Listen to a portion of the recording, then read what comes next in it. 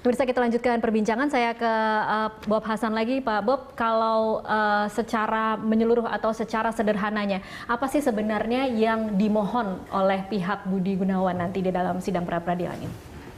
Jadi yang pertama-tama ya, kalau kita supaya jangan terlalu membias kepada materi ya, materi perkara, saya ingin mengatakan di sini bahwa kalau ada hal ini, ada kejadian ini adalah hal yang baru, itu betul ya.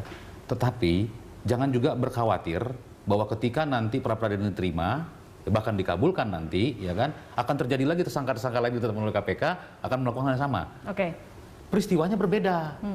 Peristiwanya tidak semua tersangka yang ada di KPK itu sudah mendapatkan hak konstitusi yang diberikan oleh Presiden dan DPR RI. Oke. Nah, ini yang mesti jadi catatan. Publik mesti tahu itu. Ada ya. irisan antara hukum dengan politik berarti di Iya sini? dong, makanya. Oke. Dan kesalahan KPK lagi satu kembali, ketika ya kan dengan arogansinya menyampaikan bahwa ada penetapan tersangka kepada Komjen Pol Budi Gunawan, dia sudah masuk ke ranah politik dong. Mengapa? Penetapan tersangka tersebut dalam dalam tempus waktu ketika sudah diusulkan oleh Bapak Joko Widodo. Meskipun sebenarnya kalau kita berpikir Presiden masih punya waktu untuk menarik sebelum akhirnya masuk ke dalam uji kelayakan dan kepatutan. Inilah saya katakan bahwa persoalan domain KPK tidak masuk ke dalam itu karena peristiwa itu ada peristiwa politik. Nah, tetapi itu semua dibungkus ya di dalam aturan dan perundang-undangan. Maka tidak bisa terlepas daripada proses hukum. Ya, kita harus mengedepankan daripada negara berdasarkan hukum, bukan berdasarkan opini maupun politik itu tadi. Ini yang berbahaya. Ya. Maka pra-peradilan ini harus kita jadikan satu contoh. Ya, kita ada mengenal yang namanya asas sistematis logis dan asas logisnya speciality. Jadi ini semua kedua hal ini untuk jangan terjadi sebuah disparatis terhadap pemidanaan atau ketidakpastian hukum. Asal-asalan ya, gara-gara mungkin dia sudah trennya naik, ada rekening gendut segala macam, hajar dengan pokok perkara yang tidak begitu menguat, ya kan? Jelas saya katakan tadi bahwa kalau ini misalkan memang profesional dan proporsional, tidak dikenakan oleh tidak terkena ranah politik, maka pemeriksaannya akan profesional. Ya, mengapa? Karena pada jam dan pada waktu yang sangat singkat langsung penetapan tersangka. Ya, alat bukti tersebut itu diduga ditemukannya itu tentu dari tempat Bareskrim itu sendiri. Karena di Bareskrim itu pun juga sudah ada pemeriksaan dan ada SP3-nya. Nah, soal siapa yang memberikan dari Bareskrim itu nomor 3, nomor 10, bahkan nomor sejuta. Yang terpenting sekarang ini keadilan, kepastian hukum, dan kemanfaatan hukum yang harus diterima oleh setiap insan yang ada di Republik ini. Lagi-lagi, jadi apa yang sebenarnya dimohonkan? Apakah memang kemudian dengan sidang pra-peradilan ini ingin mencoba mencabut penetapan status tersangkanya? Yang dimohonkan ini kembali kepada materi itu tadi sedikit saja bahwa di dalam pasal tersebut ya adanya penyidikan ya. Jadi gugatan ini bukan berdasarkan penetapan tersangka. Bukan. Nah, ini salah paham, jangan kita ganti judulnya penyelidikan dan penyidikan. Proses prosedural penyelidikan dan penyidikan ini diharapkan harus sesuai dengan hukum yang berlaku. Kalau tidak sesuai maka ya tentu ekspektasi kami tetap permohonan kami, gugatan kami dikabulkan. Kalau beberapa rekan Anda sebelumnya sempat membocorkan dari 20 poin materi gugatan atau yang akan dipermasalahkan dalam sidang pra-peradilan ini akan ada surprise. Apa sih kira-kira surprise-nya kalau boleh di... Ya kembali tadi, persoalan temuan alat bukti. Ya, alat bukti yang tidak diperkuat oleh saksi.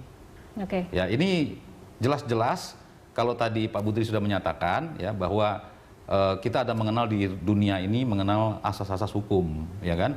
Beliau-beliau yang ada di KPK ini kami melihat tidak menggunakan KUHAP, tetapi asas Commonwealth. Ya, kalau detektif di Amerika menemukan alat bukti sudah bisa tangkap orang, jangankan tersangka, menangkap orang bisa. Ya, tetapi berbeda dengan KUHAP kita.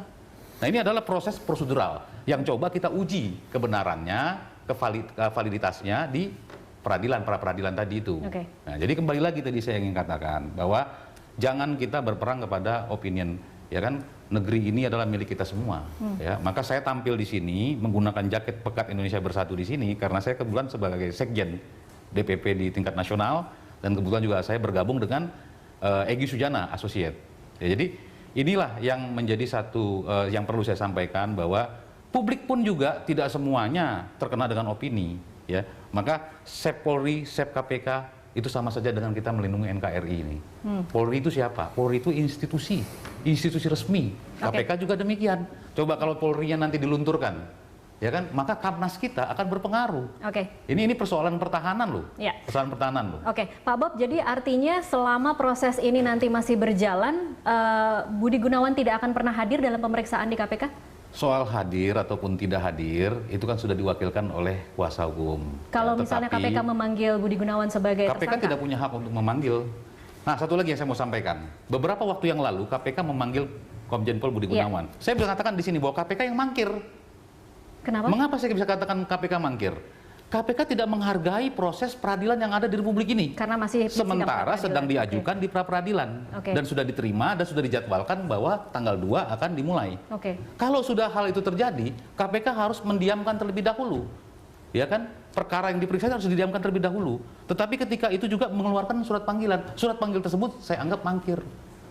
Jadi bukan Komjen Pol Budi Gunawan yang mangkir. Sampai kapan bisa seperti itu, Pak? Kalau misalnya pun nanti sudah diputuskan, tetapi ada yang mengatakan nanti kita masih bisa naik lagi sampai ke tingkat kasasi, apakah sampai bulan April KPK tidak bisa memanggil Budi Gunawan? Kembali tadi.